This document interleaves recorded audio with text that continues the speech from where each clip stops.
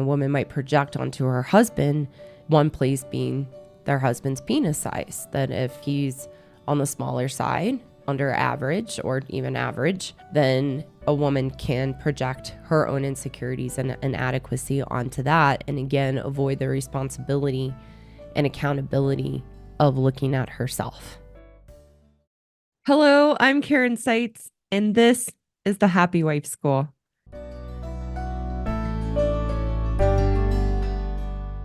This podcast is for married women to realize that we are responsible for our happiness, that no one and no thing can make us happy, and that our husbands are not the source of our unhappiness.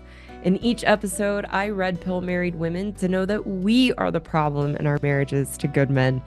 For the good men, this podcast will wake you up to the realities of your wife's woman ways, to take back the power you've unknowingly given away to her emasculation in a constructive, caring way.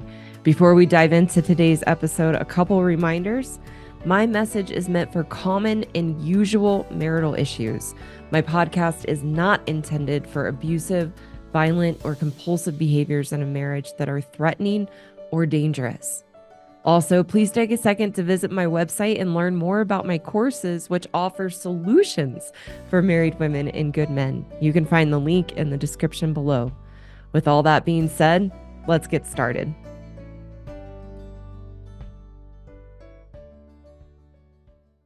Today, we are getting into, does size matter?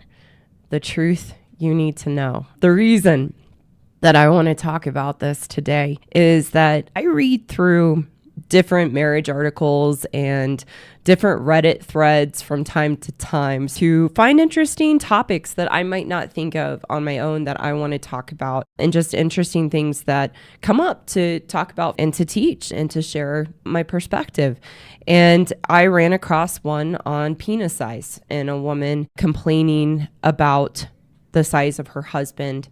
Here's the really interesting part that I noticed, because then I dug a little deeper. I was like, oh gosh, like how much is there out there about this? And there were a lot of Reddit threads, a lot of articles. I found like a Dear Abby like column of a woman asking about this as an issue in her marriage. And here's what I noticed in the threads and the different articles is there was always some phrasing of, I knew this when I married my husband. And then there's this phrasing of, it's really starting to bother me. It wasn't necessarily an issue before, but now I'm noticing it's starting to bother me, and I don't know how to talk to him about it. I was kind of floored, and luckily the kind of Dear Abby-like column that I saw, the woman responding and giving the advice is saying this is never ever anything to bring up with your husband, because this is, for most men, there's a huge insecurity around their penis size regardless of where they are on that spectrum. We're going to talk a little bit more about that today, but it's a huge insecurity for men. And so that phrasing, I mean, already knowing what I know and what I teach is pretty obvious to me as a woman, and understanding how we operate in our woman ways is this phrasing of, it wasn't an issue, but now it is, or it's really starting to bother me, shows me the reality that as women, and specifically since this is a channel on marriage and relationships, married women, that the reality is that scrutinizing our husband's penis size is really just another excuse to blame our unhappiness and our issues with sex onto our husbands. It's another issue we can point out and take and use as an excuse. And penis size is also just another way to put men down and emasculate men to feel weak and small within themselves and to feel insecure, which has been the greatest contributor to men being insecure about their size. Also, as a society and as a culture, we joke that size matters. There's all kinds of commercials. I looked up because I felt like I saw one recently, but I couldn't quite put my finger on it. And so I searched it to see, but I didn't find the one I thought I was thinking of. But I found a commercial for a law firm that was like, of course, size matters. And so there's all kinds of commercials and innuendos and jokes about size mattering. Last week, I was with my team in Vegas for a conference. And we saw a sign, I forget what it was in relationship to, but it was this huge neon sign that said size matters. And there was a guy standing next to it taking this picture. So there's all these ways culturally that we allude to size mattering. And to me, it's another way that culture minimizes men and puts men down and creates insecurity for men, that somehow it does matter, that somehow a real man is a man that's packing down there, and that's what makes a real man, which couldn't be further from the truth.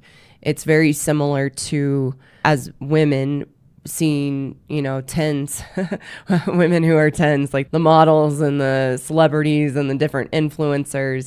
That was another thing in Vegas. I mean, gosh, I had never actually been before, and I had my blinders on and was there for work, and that was my boundary. And you can't help but notice some of the billboards and things like that, and seeing billboards of, the different strip teases, both women and men. But I noticed the ones for women were these women that, the pictures are so touched up and so flawless that as women, we'll look at things like that and think like, gosh, I don't look anywhere close to that, and comparing ourselves and thinking that we're supposed to somehow look like the models and the celebrities and the actresses and influencers, and we should all be tens and flawless, when of course there's no basis of truth in that, and that's nowhere close to any kind of reality that that's the same for men in their size, that are culturally, and then how we treat men as women, making it seem like that should matter, is there's no reality in that. There's really no reality in it.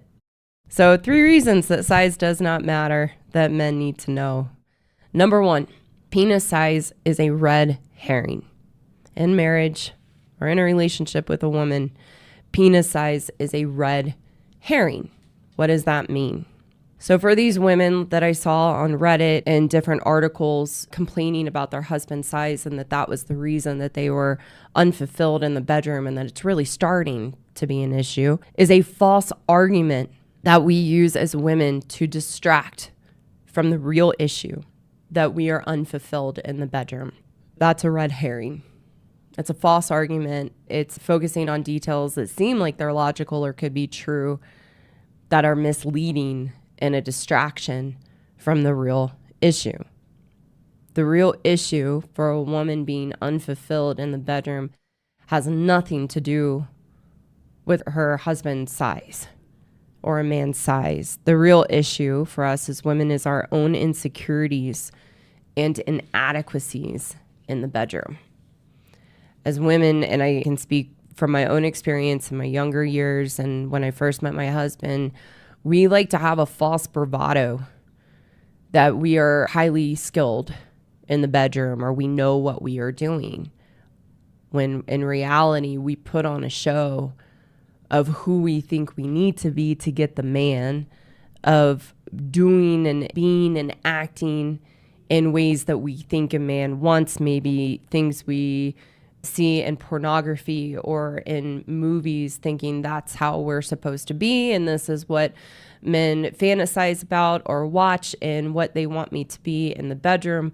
So we create a total facade being who we think we need to be, when in actuality, if you took away that false bravado and you took away the ways that we act in the bedroom and the show that we put on, and we didn't have that as a crutch anymore to hide behind, then underneath that, we are incredibly insecure and feel incredibly uncomfortable and inadequate in the bedroom. We don't know ourselves. We don't know our bodies. We don't know what we like or don't like with sex. And we have put that responsibility on a man to know how to please us without putting in the work to really know ourselves, and then be vulnerable enough to bring who we truly are and what we enjoy into the bedroom. We hide behind the facade of who we think we're supposed to be and that false confidence in our sexual ability.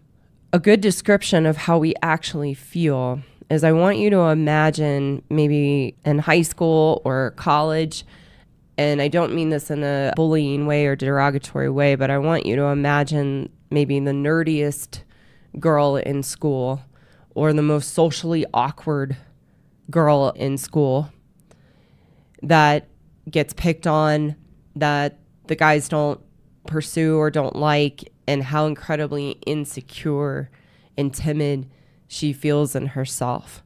I wanted to think of a relevant example, and I think most people would still know this movie. It was one of my favorite movies growing up as a kid from the 90s, called A League of Their Own, with Tom Hanks. And it's a movie about, women playing baseball when men went off to war. And it's such a cute movie from the 90s.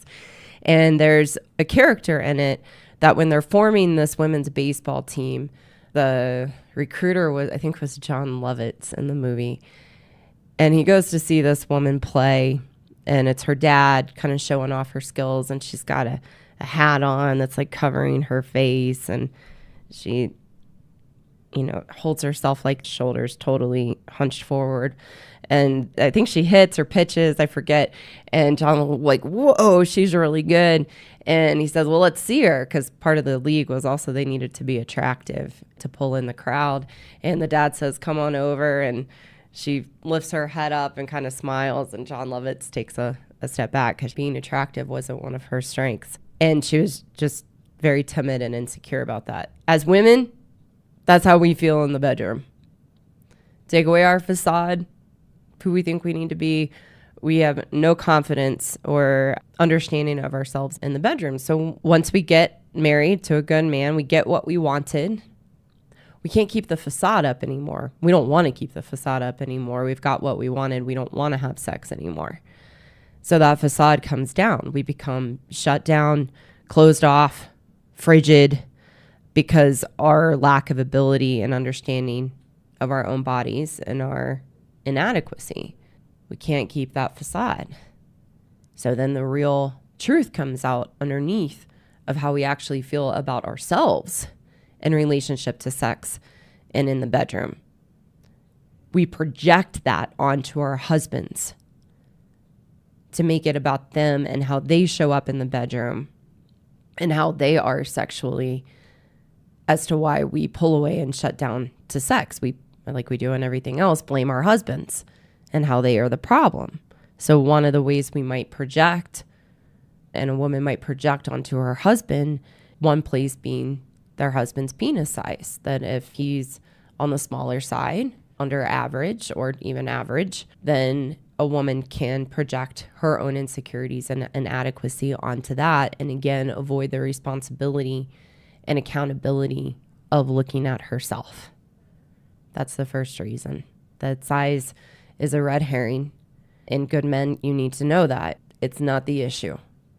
It's a false argument. Don't buy into that gaslighting that that's the issue if that's something that you are challenged with and gets brought up in your marriage, whether covertly or overtly from your wife. It's not the issue. It's her insecurities and her inadequacy and herself in the bedroom. The second thing that men need to know of why size does not matter, it is not the size of the branch. It is the shake of the tree. So I want to thank a friend of mine for that statement. When I asked her, hey, what do you think, does size matter? That was her response. And we had a laugh. And that laugh was really important, because the laugh at the statement that it's not the size of the branch, it's the shake of the tree, means that if we laugh at that as women, it's because we know that's true. We know that's true. So what that means is that if you are smaller as a man, or you are insecure about your size, that is not about the size. That it's about your abilities in the bedroom, and that is a learned skill. That it's a learned skill. And for good men, it's important to good men to please a woman in the bedroom. And it's not relevant on if you can please a woman in the bedroom. Your size is not relevant. It's how you use it and your skills and ability to please a woman in the bedroom. That your size is not indicative of whether a woman can enjoy herself or not. It's irrelevant. It's irrelevant. And so that's one way that you can build confidence if that is an insecurity for you in yourself, is that that's a way to build confidence for yourself in the bedroom. And number 3, the third thing that men need to know about why size does not matter is that statistically, the average penis size erect is between 5 and 5.5 inches. And I even saw some statistics a little bit lower than that. And so if you are average, then you should feel confident. The problem for men, and talking with my mentor of this being a huge insecurity, is that men often think that they're smaller than average. So it's important to know what the average is. And that can come, unfortunately, based on what men might see in porn of other men, because in pornography, they're hiring men that are much larger than average. Men will get discouraged thinking, well, that's what I'm supposed to look like. When that's not. Again, there's no truth in that. It's the same as what I talked about in the beginning, same as women looking on Instagram and seeing these influencers who are using filters and look completely flawless, and some of those women might be that beautiful in person physically, but that's not the average woman. That's not the average of what women look like. So it's the same for men in this department. And to know that if you're in good company, and it's important to know that average. And so if you're smaller or below average, then that's where the second reason comes into play, that there are other ways to compensate and other ways to build your confidence in the bedroom, and that size is irrelevant. So those are the 3. I knew it was going to be a little shorter today. Those are the three things that men need to know about why size does not matter. That 1, penis size is a red herring. It's not the issue. If that's something that your wife uses to emasculate you or make you wrong and bad about, or make you believe that that's why she's not fulfilled in the bedroom, it's a distraction from the real issue, which is in herself and her own insecurities and inadequacies in the bedroom. The second thing that men need to know is that it's not the size of the branch, it's the shake of the tree. And that as women, we laugh because we know that's true, that we would rather have a man skilled in the bedroom and be smaller than a man who's well endowed and wham, bam, thank you, ma'am, and in and out. That's a learned skill that good men want to do. They want to know how to please a woman. And the third thing that men need to know about why size doesn't matter is that statistically, the average size of a penis erect is between 5 and 5.5 inches. So that's the average. It's not above that. And if that's where you are, then, most of us in any department in life typically fall, if we think of a bell curve, we fall in the average. And that's important to know. And that if you are smaller or below average, there are other things to learn to gain your confidence and compensate so that you're not insecure and can resolve that within yourself and not give that power away to women. So I always like to talk a little bit about solution. So I want to talk to women that if you are a woman who is emasculating your husband and feeling that you are unfulfilled in the bedroom because of his size and thinking he is too small, the solution is that it is your job to learn to be comfortable in the bedroom, that has nothing to do with your satisfaction in the bedroom at all. It is irrelevant. And it is our responsibility as women to learn and know our bodies and to lovingly guide our husbands in what we enjoy. Like I said, good men want to please their women. They are not selfish, narcissistic bad boys only thinking of themselves in the bedroom. But it's up to us. I often say that sex is not how your husband or something makes you feel. It is how you allow yourself to feel. And as women, we have to learn to lower our walls and learn to be vulnerable in the bedroom. That is our responsibility. And the truth is, We are completely insecure and want nothing to do with being vulnerable in the bedroom because we're scared to go there within ourselves. It has nothing to do with our partners. It is all about us. So when you allow yourself to be vulnerable in the bedroom and experience yourself in the bedroom as a woman with your walls down, that's one of the greatest gifts that you can give yourself. I often talk about that as women, we've never known ourselves as women. We've been so walled off. We've been competing, trying to be like a man, thinking that's how we're going to feel equal or valued or adequate and validated within ourselves, which couldn't be further from the truth. That how we get to know ourselves as women is being women. And we need a man as context to know ourselves as women. So your husband, as a good man, is the safest place in the world for you to explore yourself sexually and what you like and don't like, and learn to be yourself in the bedroom, to let go of the facade or the protection and closing yourself off, and learn to be and bring who you truly are into the bedroom with your husband. That, of course, that's the safest place and the safest person and the only person that you can do that with. As women, when we learn to be vulnerable in the bedroom, to drop our walls in sex, is where we get to know ourselves as kind, gentle, loving, soft, sensual, feminine. And you do that for yourself. And your husband gets the benefit. That's all your husband wants. Your husband, as a good man, doesn't want you to be the porn star. He doesn't want you to be the Instagram influencer. He's not asking you to be someone you're not, nor would he ever want that from you. He wants you to be yourself and enjoy the experience of sex and bring who you are into it. Your husband, if you were open and soft and feminine and just yourself and enjoying sex, that is all a good man wants and is fully satisfying to him. He would rather have vanilla sex with his wife if she was open and enjoying it and just being herself. That's what he's craving, is you.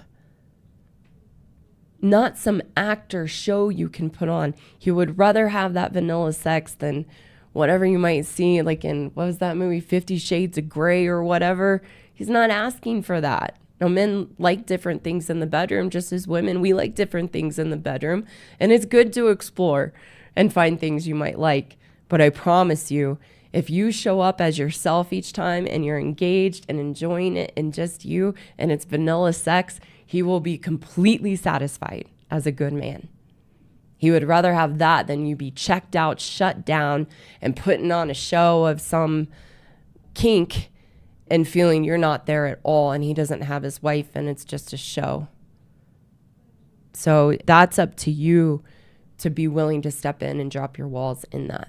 The solution for men in this, that if you are a man that is average or even smaller, and this is something your wife uses against you to emasculate you around your size, do not buy into the gaslighting that your size is the reason that she is unfulfilled in the bedroom.